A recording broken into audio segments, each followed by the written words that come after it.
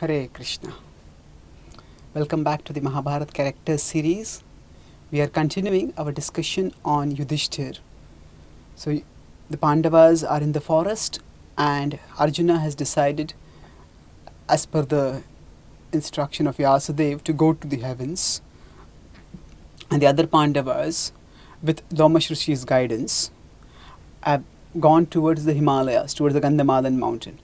Actually, Narada told them that they should go towards the travel to the holy places, ultimately go towards the Himalayas and gain pious credits. Lomasha and Narada Muni also told that Lomasha will guide you along. Lomasha seconded Narada Muni's instructions and guided them. Lomasha said, I had gone to heavens and there I saw, to my great surprise, that your brother Arjuna was sitting on the same throne as Indra, along with right next to him Mahadasanardham. So we will discuss about that illustrious event when we talk about Arjuna. As the Pandavas went upwards, they came to the top of the Gandhamadan mountain. It was beautiful. There were fruits and flowers and everything was so naturally opulent. It seemed as if the Pandavas had come to a luxurious another planet. And as they lived over there, one day Bhima went up. We'll discuss that full story when we talk about Bhima. But he fought with the Yakshas and he killed many Yakshas, and Kuvera got angry because of that.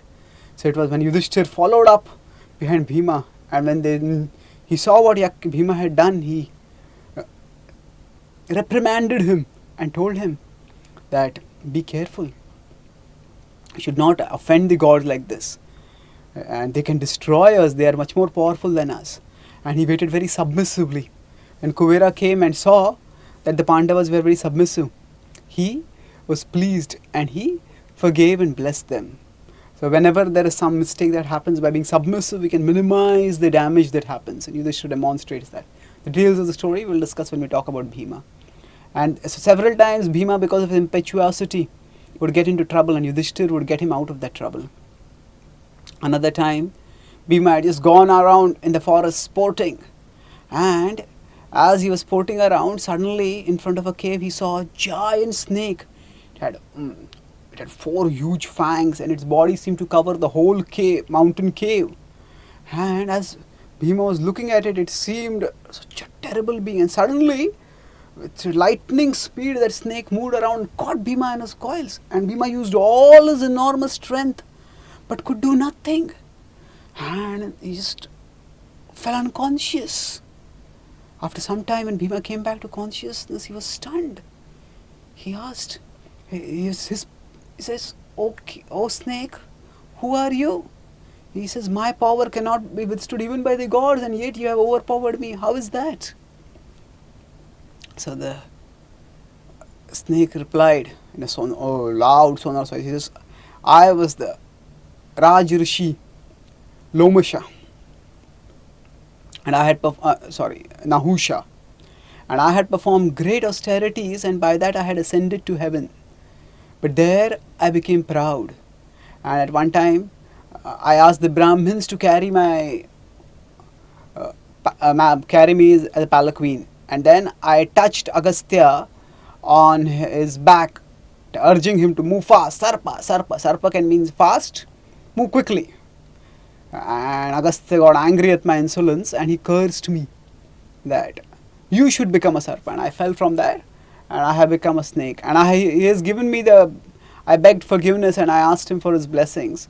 So he said that you will be in this body and you will have the power that whoever comes in your vicinity, you will be able to overpower that person and you will be able to eat him. So Bhima, today you will be my food. And Bhima was overpowered, not knowing what to do. Yudhishthira in the meanwhile saw inauspicious omens. He saw the inauspicious Vartika bird circling all around, and all around he saw signs of danger. He immediately went to check the well-being of Bhima.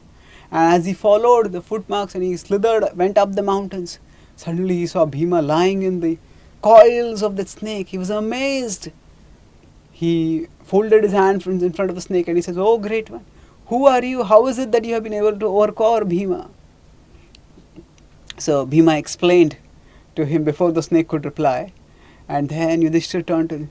He said, "Oh snake, if it is your desire for food." Actually, Nahusha had been cursed that not only would he not, he had to become a snake, but he was almost like an immobile snake. So his gift was that if anybody came within his vicinity, he would be able to overpower them. But otherwise, he could not move much. So Yudhisthira said, "We will arrange other food for you. Please release Bhima. He is my dear brother and he is a very virtuous person. Please do not punish him. Please do not eat him." So Nahusha replied that,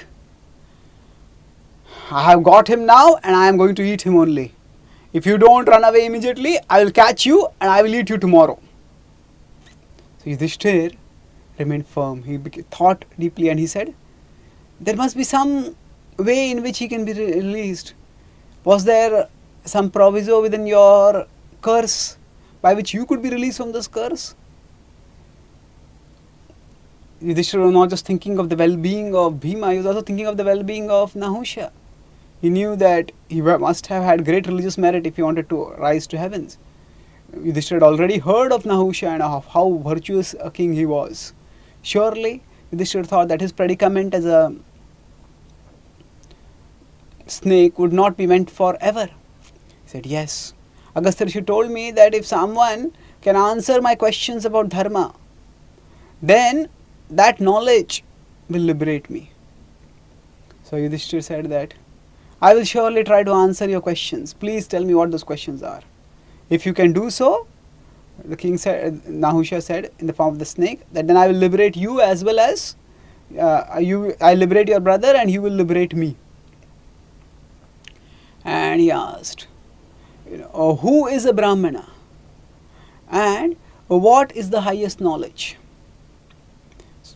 So Yudhishthira replied that that person who has the qualities of austerity, truthfulness, simplicity, sense control, knowledge of scriptures, faith, he gave a list of qualities. That person is a Brahmana. And knowledge means to be able to tolerate the dualities of the world without being affected by them. So now the snake nodded and he said, "But the qualities that you speak of, they are present in other varnas, people born in other castes also. And how can they be the qualities of a Brahmana? And how is it possible that one can live in this world without being affected by joys and sorrows?" So Yudhishthira smiled. He always delighted in talking about dharma. And he said, "Yes, wherever those qualities are present, that is where a Brahmana is present." So a person is known not by his birth but by his qualities. Right? By absorbing oneself in the Supreme Brahman, one can tolerate the dualities of life. Therefore, the highest knowledge is not just knowledge of equanimity, but knowledge of absorption in the highest absolute truth. And then he said, "But then if ultimately qualities are going to determine one's varna, then what is the need for dividing society at all? Yes, the qualities can be the determinant and no need to have the division of society." He said, "No, the division is needed. Division was valid in the past, but over the decades, because of interbreeding among the various castes, now determining the caste has become quite difficult. And that's why it is by qualities alone that the caste should be determined." And in this way, Yudhishthira answered all the questions of Nahusha. And Nahusha became very pleased and satisfied.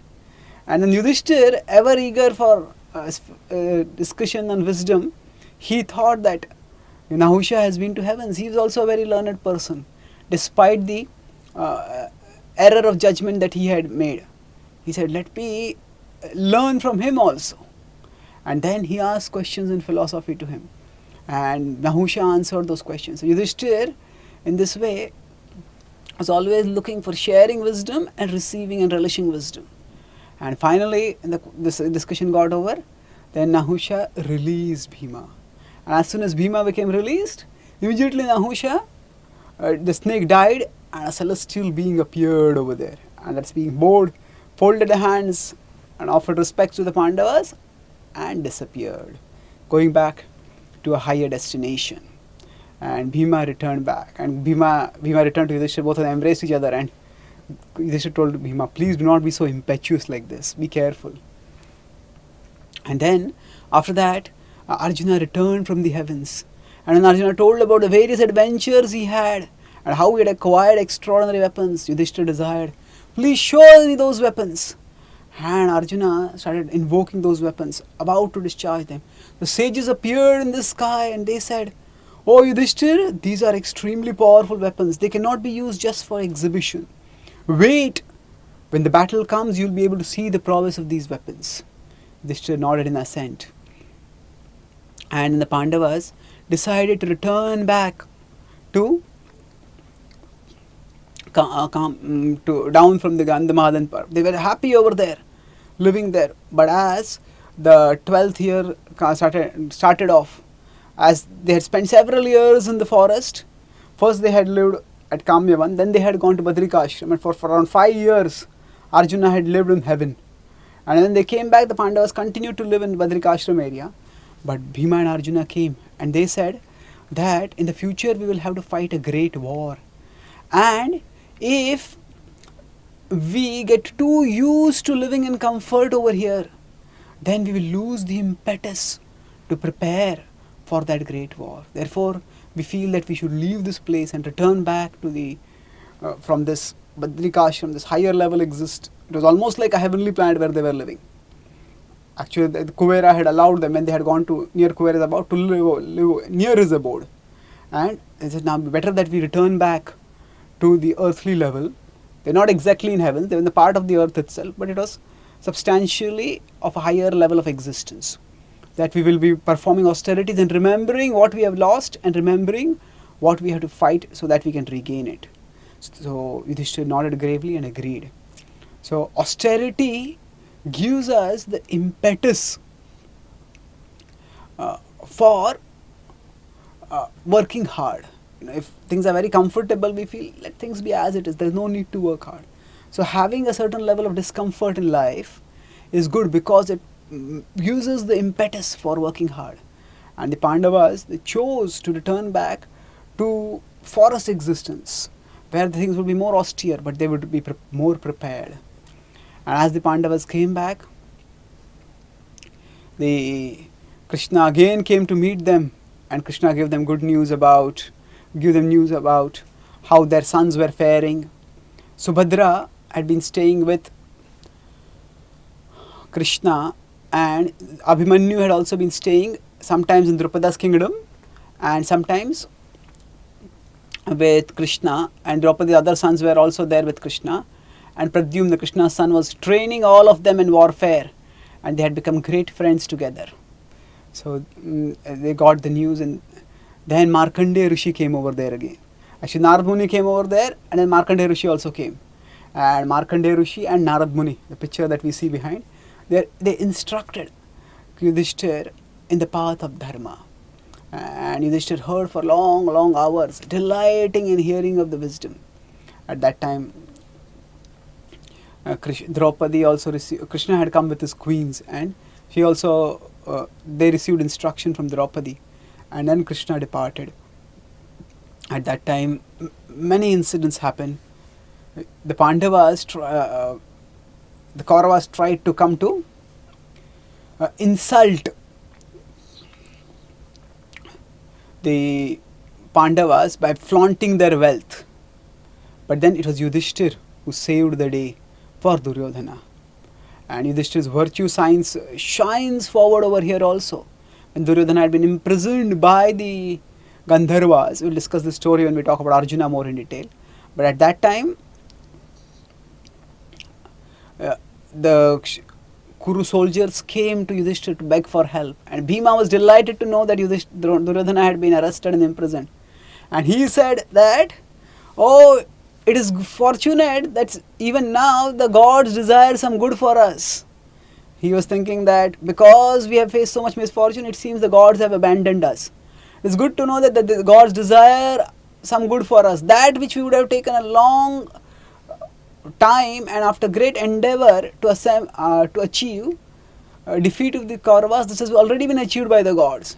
Very good. So Yudhishthira was grave, and he said, "Oh Bhima, between us they may be 100 and we may be 5, but for the rest of the world we are 105.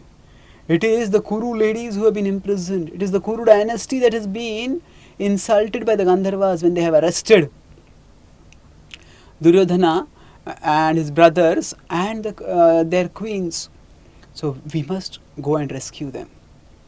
I would myself have gone, but I am performing a sacrifice over here, so I cannot go. When Bhima was not ready to go at that time, Yudhisthira knew how to channelize Bhima's formidable energy. And he said, "Oh oh Bhima, today your worst enemy depends on you for his release. What can give you greater joy than to have that person who was insulting you in the past, to have that person dependent on your mercy and a recipient of your mercy?"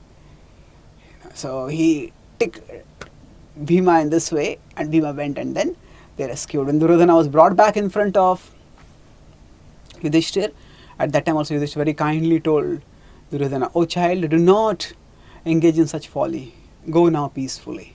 So Yudhisthira, even at such time, maintained a very forgiving, tolerant, considerate disposition. That was his immensely virtuous nature.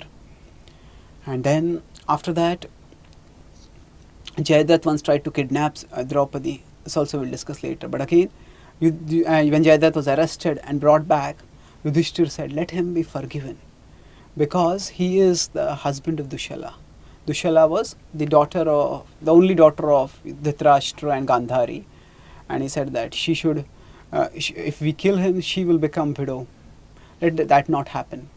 Draupadi initially had been very angry, but when she saw him defeated and overpowered, having pity on Dushala, he released him.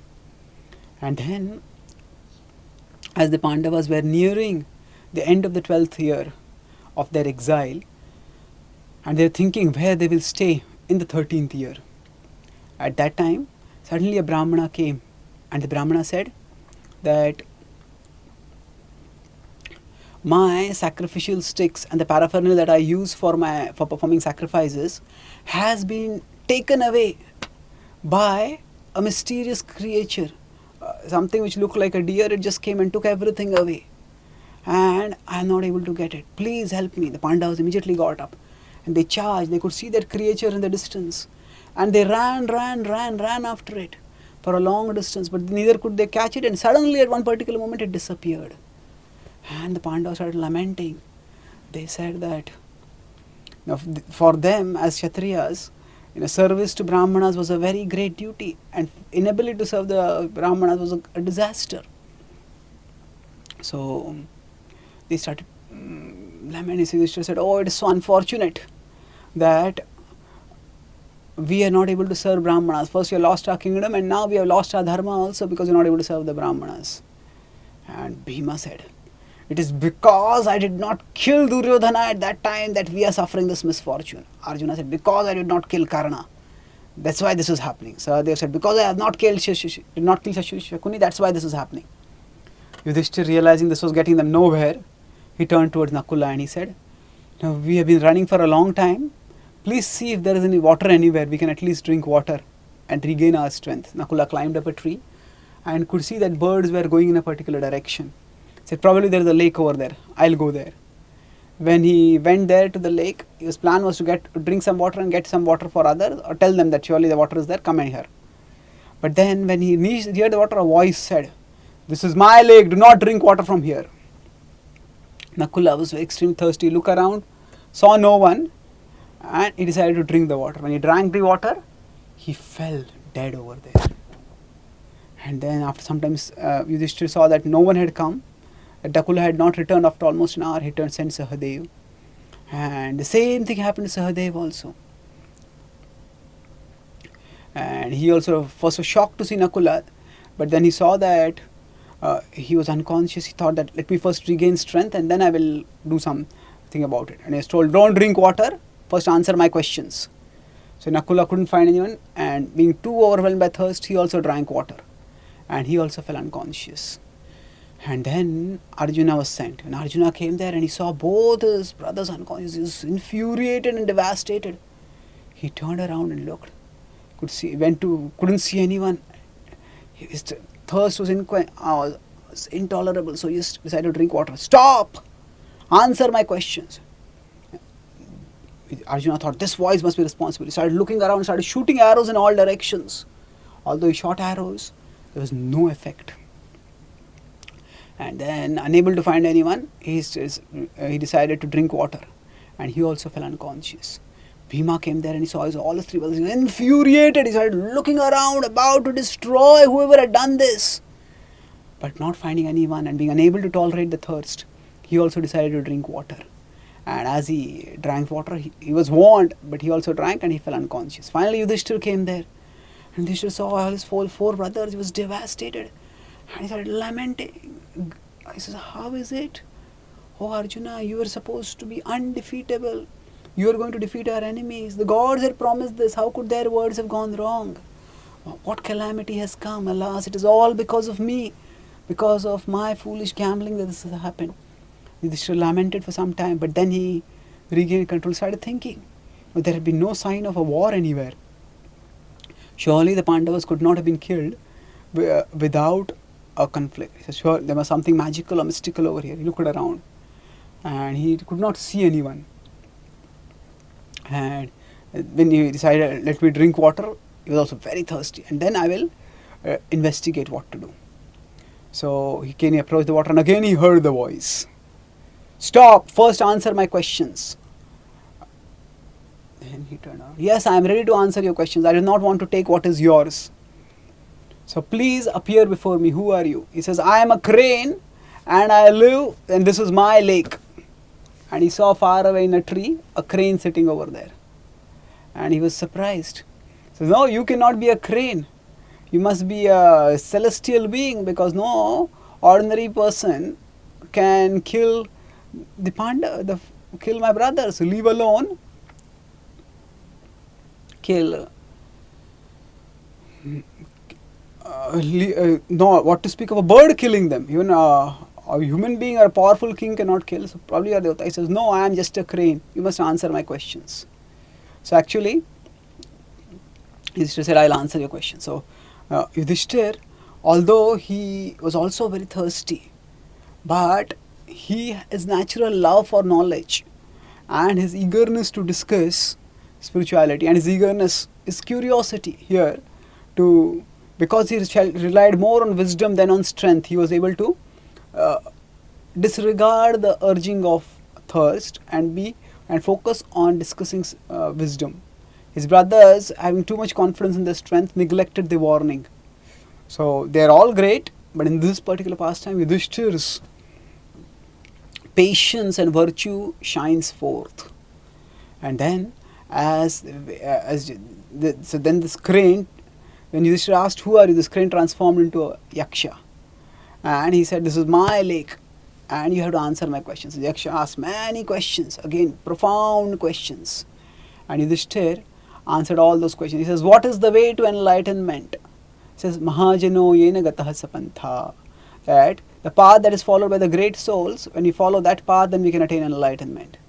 He says, what is the news in this world? He says, the news in this world is that actually this world is like a pot, and we are all like the ingredients inside the pot, and time is the fire that is cooking all living beings, and ultimately everyone is going to be cooked and everyone is going to die. What is the most amazing thing in this world? The most amazing thing, he said, is ahanya bhutani gacchanti hayamalayam sheshah sthavaram icchanti kimascharyamatah param. He says that the most amazing thing is that while everybody is going to die, still people think that we will not die, I will not die, and they try to make a permanent arrangement in this world without thinking of the future. So people prepare for the future in terms of this life, but they don't prepare for future in terms of beyond this life.